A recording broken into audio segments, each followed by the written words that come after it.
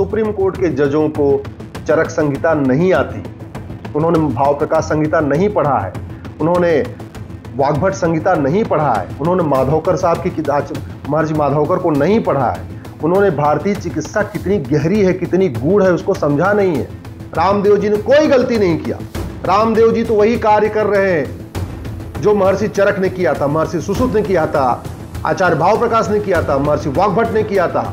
इस समय एलोपैथी के समर्थक और आयुर्वेद के विरोधी, योग के विरोधी, पतंजलि के विरोधी, रामदेव जी के विरोधी बड़े खुश हैं। और खुश इस बात से हैं कि सुप्रीम कोर्ट ने पतंजलि को फटकार लगाई है कि आप जो बीमारियों का ठीक करने का दावा करते हैं, इसका विज्ञापन देना बंद करें। सुप्रीम कोर्ट ने क्यों कहा यह बात? क्योंकि 1954 का जो ड्रग एंड मैजिक एक्ट है, जिसको नेहरू जी ने बनाया था, वो कहता है कि भाई इन 54 बीमारियों का आप ठीक करने का दावा नहीं कर सकते। नेहरू जी ने वो कानून क्यों बनाया? क्योंकि 1940 में अंग्रेजों ने कानून बनाया था ड्रग एंड मैजिक एक्ट, और अंग्रेज चाहते थे कि केवल एलोपैथी का प्रचार प्रसार हो, आयुर्वेद, योग, प्राणायाम, नेचुरोपैथी जो भारतीय चिकित्सा है वो नीचे दबी रहे, केवल जो विदेशी चिकित्सा है एलोपैथी वो ऊपर बढ़ती रहे। इसके लिए उन्होंने 1940 में कानून बनाया था। उसी को कॉपी पेस्ट किया नेहरू जी ने 1954 में, जिसको कहते हैं ड्रग एंड मैजिक एक्ट। और उसमें क्या लिखा हुआ है कि अपेंडिक्स, अंधापन, कैंसर, मोतियाबिंद, बहरापन, डायबिटीज, मंदबुद्धि, माहवारी, इसी तरीके से प्रोस्टेट ग्लैंड, ड्रॉप्सी, मिर्गी, पथरी, ग्लूकोमा, ब्लड प्रेशर, हिस्टीरिया, कोढ़, मोटापा, नपुंसकता, बाझपन, टीबी, अल्सर, इन बीमारियों को ठीक करने का कोई दावा नहीं करेगा। अब कानून इसलिए बनाया गया था क्योंकि इन बीमारियों का इलाज एलोपैथी में था ही नहीं उस समय, लेकिन इन बीमारियों का इलाज आयुर्वेद में था। ये जो बीमारियां आपको बता रहा हूं, बाझपन, नपुंसकता, अंधापन, बहरापन, गूंगापन, माहवारी डिस्टर्ब होना, इन सभी बीमारियों का इलाज भारतीय चिकित्सा में था, लेकिन एलोपैथी में नहीं था। इसलिए अंग्रेजों ने कानून बना दिया कि इन बीमारियों के बारे में कोई प्रचार कर ही नहीं पाएगा। एलोपैथी में था नहीं। अंग्रेजों को पता था कि महर्षि चरक ने इन बीमारियों का इलाज लिखा हुआ है, महर्षि सुश्रुत इन बीमारियों का इलाज कर चुके हैं, महर्षि वाग्भट ने इन बीमारियों का इलाज बताया है, महर्षि सारंगधर ने इन बीमारियों का इलाज बताया है, महर्षि आचार्य भाव प्रकाश ने इन बीमारियों का इलाज बताया है, लेकिन उनके एलोपैथ में इन बीमारियों का इलाज नहीं था। इसलिए सीधे सीधे उन्होंने कानून बनाया कि इन बीमारियों का इलाज, ये जो लिस्ट आपको मैंने बताया है, इसके बारे में कोई प्रचार प्रसार नहीं कर पाएगा। क्योंकि नेहरू जी को भी भारतीय चिकित्सा पद्धति से नफरत थी, उनको तो पूरी भारतीयता से ही नफरत थी। उनको भारतीय शिक्षा, भारतीय चिकित्सा, भारतीय वेशभूषा, भारतीय सोच, भारतीय भाषा, हर चीज से उनको नफरत थी। और नेहरू जी को हर विदेशी चीज पसंद थी, विदेशी स्टाइल का कपड़ा पहनना, विदेशों में कपड़ा धुलवाना। उनको तो भारत का धोबी भी नहीं पसंद था, वो तो कपड़ा भी विदेश में धुलवाते थे। विदेशी सिगरेट पीना, विदेशी स्टाइल में रहना, विदेशी महिलाओं से बात करना, विदेशी भाषा में बोलना, विदेशी किताबों को पढ़ना, ये नेहरू जी का शौक था। तो नेहरू जी ने भी जो अंग्रेजों का 1940 वाला कानून था, उसी को कॉपी पेस्ट किया 1954 में, और सीधे सीधे जो पहले था ड्रग एंड मैजिक एक्ट 1940, उसको बना दिया ड्रग एंड मैजिक एक्ट 1954।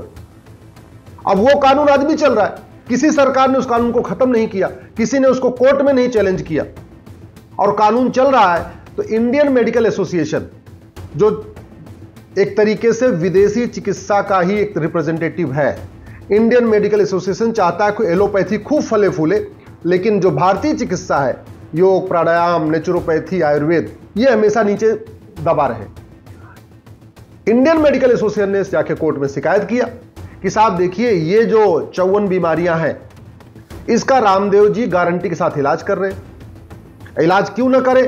क्योंकि इन बीमारियों का इलाज आज के हजारों साल पहले महर्षि चरक ने बताया है, महर्षि सुश्रुत ने बताया है, आचार्य भाव प्रकाश ने बताया है, महर्षि सारंगधर ने बताया है, महर्षि वाग्भट ने बताया है। तो इन बीमारियों का इलाज है तो उसको पतंजलि उसके जरिए इलाज कर रही है। लाखों की संख्या में लोग ठीक भी हो रहे हैं। लोग अपने आप बोल रहे हैं कि मेरा मोटापा ठीक हुआ, मेरा डायबिटीज ठीक हुआ, मेरा कोलेस्ट्रॉल ठीक हुआ, मेरा बहरापन ठीक हुआ, मेरे नपुंसकता ठीक हुई, मेरा बाझपन ठीक हुआ, मेरा माहवारी ठीक हो गया। सब बता भी रहे, लेकिन चूंकि कानून कह रहा है कि नहीं, आप क्लेम नहीं कर सकते, आप इसको पेपर में एडवर्टाइज नहीं कर सकते। उसी घटिया कानून का सहारा लेकर इंडियन मेडिकल एसोसिएशन जाता है कोर्ट में, कोर्ट इनके खिलाफ कार्रवाई करती है, उनको कहती है आप इसका प्रचार मत करिए। रामदेव जी जिद्दी आदमी, वो कह रहे हैं जब इलाज हो रहा है तो मैं तो प्रचार करूंगा। अब यहां एक बड़ी समस्या यह भी आ गई है कि जो सुप्रीम कोर्ट के 2 जज इस बेंच इस मामले को सुन रहे हैं, मुझे नहीं पता कि उन्होंने कभी महर्षि चरक को पढ़ा है कि नहीं पढ़ा। अगर सुप्रीम कोर्ट के जज चरक संहिता पढ़ ले, वाग्भट संहिता पढ़ ले, महर्षि भाव प्रकाश को पढ़ ले, महर्षि सुश्रुत को पढ़ ले, महर्षि पतंजलि को पढ़ ले, तो वो खुद भी कहेंगे कि भाई इन बीमारियों के इलाज तो लिखा हुआ है, तो फिर तो ये कानूनी घटिया है। एक बार अगर सुप्रीम कोर्ट के जज चरक संहिता पढ़ ले, सुश्रुत संहिता पढ़ ले, महर्षि शारंगधर की किताब पढ़ ले, महर्षि वाग्भट की किताब पढ़ ले, आचार्य भाव प्रकाश की किताब पढ़ ले, महर्षि पतंजलि को पढ़ ले, योग को अच्छी तरीके समझ लें, धन्वंतरी की जो विद्या है उसको समझ लें, आयुर्वेद कितना प्रभावी होता है, तो सुप्रीम कोर्ट के जज खुद भी कहेंगे कि 1954 का कानून घटिया है, इसको खत्म कर देना चाहिए। लेकिन चूंकि सुप्रीम कोर्ट के जजों ने हमारे ऋषियों मनीषियों को पढ़ा नहीं, महर्षियों को पढ़ा नहीं है, तो उनको लगता है आईएमए जो कह रहा है वही ठीक है, और वैसे सुप्रीम कोर्ट का कानून केवल कानून का इंटरप्रिटेशन करना है और कानून महाघटिया है, तो रामदेव जी को फटकार पड़ रही है। मैं पूरी तरीके से रामदेव जी के साथ हूं। रामदेव जी को जो फटकार लगी है वो केवल इसलिए लगी है कि 1954 का कानून महाघटिया है। रामदेव जी ने कोई गलती नहीं किया। रामदेव जी तो वही कार्य कर रहे हैं जो महर्षि चरक ने किया था, महर्षि सुश्रुत ने किया था, आचार्य भाव प्रकाश ने किया था, महर्षि वाग्भट ने किया था, महर्षि पतंजलि ने किया था। रामदेव जी तो केवल भारतीय चिकित्सा को बढ़ा रहे हैं।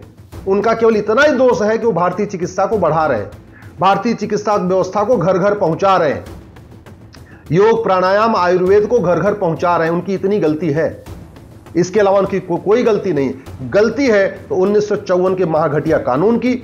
मैं सरकार से निवेदन करता हूं 1954 की कानून को रिव्यू करने के लिए एक्सपर्ट कमेटी बनाए। एक बार देख लें कि जिन बीमारियों का इलाज चरक संहिता में है, सुश्रुत संहिता में है, महर्षि भाव प्रकाश ने लिखा है, महर्षि वाग्भट ने लिखा है, उसका प्रचार प्रसार करने में और उसके बारे में कहने में हां बीमारी ठीक हो रही है, यह अपराध कैसे हो सकता है? तो यह जो कुछ सुप्रीम कोर्ट कर रहा है वो नेहरू जी के द्वारा बनाए गए घटिया कानून के कारण कर रहा है। इसका मतलब जो फटकार लग रही है सुप्रीम जो रामदेव जी को, वो रामदेव जी की गलती के कारण फटकार नहीं लग रही है। आचार्य बालकृष्ण ने कोई गलती नहीं किया है लेकिन फिर भी उनको फटकार लग रही है।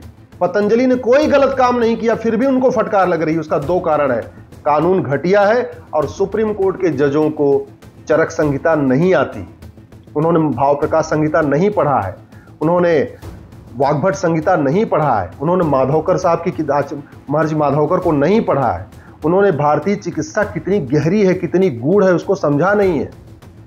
अरे हमारे खुद पिताजी का घुटना खराब हो गया था और हमने एम्स में दिखाया, बोले घुटना बदलना पड़ेगा। हमने राम मनोहर लोहिया में दिखाया, बोला घुटना बदलना पड़ेगा। हमने एक और बड़े प्राइवेट हॉस्पिटल में दिखाया, बोले घुटना बदलना पड़ेगा। मैं अपने पिताजी को ले गया, पतंजलि ले गया, 10 दिन के अंदर घुटना फिट हो गया, घुटना भी सही हो गया, कमर भी ठीक हो गया, उनके बैकबोन में पेन थी वो भी सब सही हो गया। जहां एलोपैथी में कह रहे थे कि नहीं केवल ट्रांसप्लांट करना पड़ेगा, दूसरा कोई इलाज नहीं है, 10 दिन के अंदर पतंजलि हमारे पिताजी ठीक होकर आ गए, आराम से घूम रहे। ऐसे कितने केसेस हैं, मैंने खुद अपनी आंखों से देखा है। पतंजलि में कैंसर का इलाज होते हुए, बाजपन का इलाज होते हुए, लोग आके बताते हैं कि उनका बाजपन ठीक हो गया, नपुंसकता उनकी ठीक हो गई। कैंसर का इलाज हो रहा है, कोलेस्ट्रॉल कितने हजारों लोगों का, लाखों लोगों का ठीक हो चुका है। डायबिटीज तो पूछे नहीं, गारंटीड वहां इलाज चल रहा है। मोटापा, एलोपैथी में मोटापे का क्या इलाज है? केवल सर्जरी करना। लाखों करोड़ों लोगों के मोटापा ठीक हो चुका है, इसके बावजूद उनको फटकार लग रही है और भारतीय इस पे खुश हो रहे हैं। किस बात पे खुश हो रहे हैं? कि चलो यार, एक जो आदमी भारत की चिकित्सा व्यवस्था को बढ़ा रहा था, योग प्राणायाम को बढ़ा रहा था, उसको फटकार लग गई, इसी बात से खुश है। कितने दुख की बात है कि विदेशी चिकित्सा व्यवस्था इतनी हावी हो गई है, फार्मा कंपनियां इतनी यहां पे हावी हो चुकी हैं और इंडियन मेडिकल एसोसिएशन, नाम है उसका इंडियन मेडिकल एसोसिएशन, लेकिन वो इंडियन मेडिकल सिस्टम का बिल्कुल विरोधी है। मैं फिर से कह रहा हूं, ये इंडियन मेडिकल एसोसिएशन भारतीय चिकित्सा का घोर विरोधी है। योग, प्राणायाम, नेचुरोपैथी का विरोधी है। ये केवल चाहता है कि जो विदेशी चिकित्सा व्यवस्था है एलोपैथी, वही फले फूले, वही कंटिन्यू जारी रहे और भारत की चिकित्सा आगे ना आए, इसीलिए इस तरीके की हरकतें कर रहा है। मैं सरकार से निवेदन करता हूं 1954 का कानून रिव्यू करने के लिए कमेटी बनाए और इस कानून को खत्म करें।